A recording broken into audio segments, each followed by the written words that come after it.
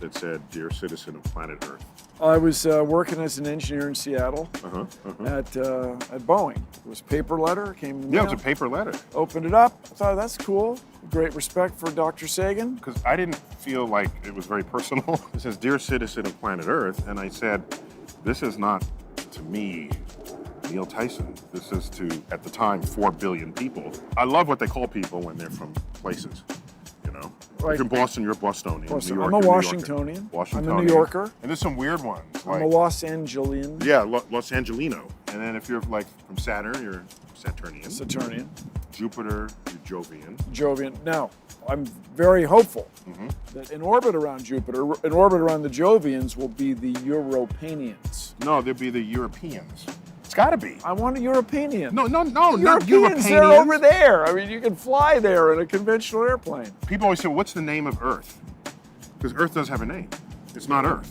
Terra? Terra, yeah. And the moon, got a word? Lunar? Luna? Luna. I don't mind being an Earthling. Do you want to be an Earther? Or do you want to be a Terran? You want to be No, a I Terran? want to be a Terran. A Terran. Terran feels good. Terran. And if you're moon, you're a lunatic. Yeah. You're a lunatic. Do you realize if you cover up Saturn, it's like our logo? While we're busting chops. What? I'm trying to watch the new Cosmos. Yeah. Okay, and I saw I've the heard of original. that one. I think I was in that one. In Cosmos, it says, what is our cosmic address?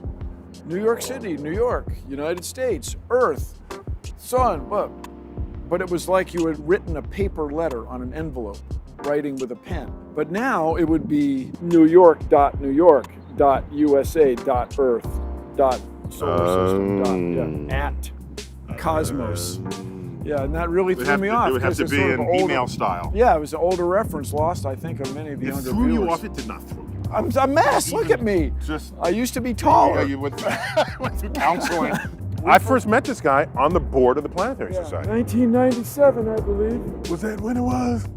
So my predecessor, Lou Friedman, asked me to be on the board. I was quite choked up, taken aback, and then shortly thereafter, he asked you to be on the board, we crossed paths, and we have become best friends, and it's so great. I love you, man. The reason we explore space, if in our lifetime we could find evidence of life on another world, and the two logical places to look are the planet Mars and then this moon of Jupiter, Europa. I'm with him on that. If that were discovered, it would change the course of human history.